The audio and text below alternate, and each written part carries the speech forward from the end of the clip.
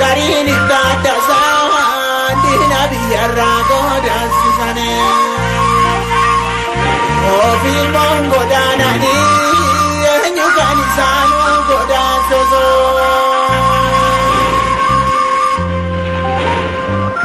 akeran soro gootota lafeeru sodaacheso.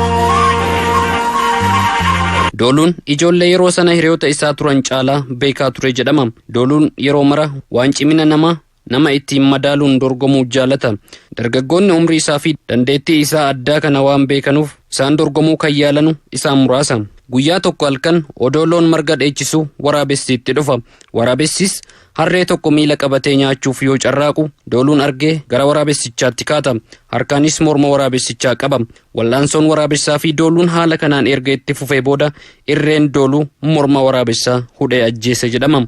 Ijoolleen isa waliin oolan keessa kan Dooluu waliin hin oollee fi kan walii galtee hin qabne gurbaa Biduu jedhamu ture. Gurbaan kun olaantummaa Dooluu hin fudhatu. Olaantummaan Dooluu sun inaaffaas itti uumeera. Naannoo bara 1877 akka lakkaawwii faranjootaatti namoonni muraasni loltoota Minilik dura dhufan sababa lafa irratti uummata naannoo sana waliin walitti bu'uu jalqabuutti ka'an. Qeessonni lafa Oromoo argan hunda mana dhuunfaa fi bataskaana irratti ijaaruuf fedha dabalan. Uummanni Oromoo naannoo sanas saammii lafa isaa irratti aggaamame mormuu eegale. Kun ammoo qeessotaa fi godaantota dhufan kanarraa sodaa fi jibba itti dabale. Dooluunis saammii lafaa uummata isaa irratti aggaamame yoo argu garaan isa gubate.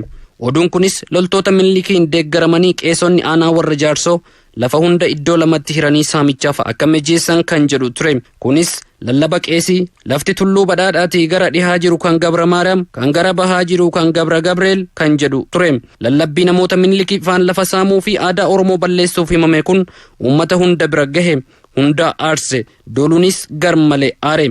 Aariitti dhagame obsuu dadhabe. Waan godhu dhabe. Aariisaa ijoolleen argan Dooluu booruu waan quba qabannuu miti jedhanii waliin hasaasu. Dooluunis naannoo bara 1987 akka lakkoofsa Awurooppaatii kaasee bosonatti gale. Guyyaa sanaa kaasee Oromiyaarraa godaantota lafa saaman irratti lola lallabe. Ijoolleen sabaaf quuqaman akka isaan hordofanis waamicha dabarse.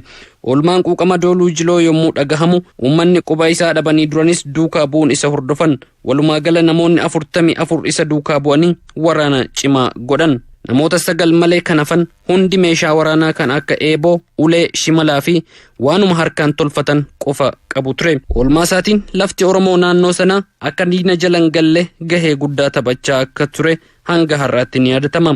Duullo Jiloo saamamuu lafaa fi gabrummaa sanatti aanee dhufe hambisuu baatus akka salphaatti akka hin taane gochuu keessatti gahee guddaa taphatee darbeera. Ijoolleen Oromiyaa qabanii fardeen golomseesane agarin ittata saandi nabi irraa godaasisane ofi mongo danani eenyu kan isaan godaaseso akeran soro gootota lafeeru sodaacheso.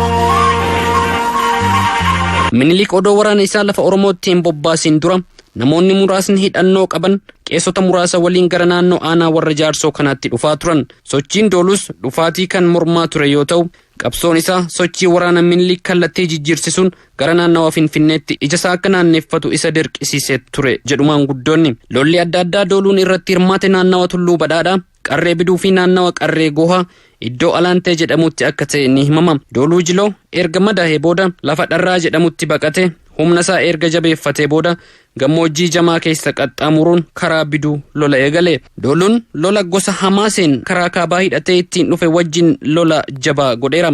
Yeroo kanatti garuu humnaan akka caallamaa dhufee fi akka kallattii jijjiirrachuuf dirqame hubatama. Dooluun qabsoorra wayita turetti gosa Oromoo Tuulamaa kan ta'e Shamanaatu nyaachisee obaasee kunuunsee deeggaraa ture. Dooluunis gosti kun kan facaase akka marguuf gaarii akka nyaatu akka namni ba'uuf akka kadhaasaas waaqni dhaga'u eebbisee jira jedhama. Yeroo ammaa kana uummanni aanaa warra Jaarsoo goota kana karaa adda addaatiin kabajaa jira. Iddoo awwaalchisaa jiruttis dhakaa tuuluun siidaa aadaa ijaaree yaadatamu. Riqicharra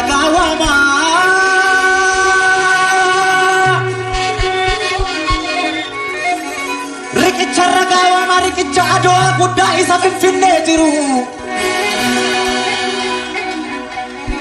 namni yoo seenaa dabses lafti seenaan jijjiiru eenyu akka sarracee xaaliyaanii hunkuree eenyu paastaan gogoome akka biyya gurguree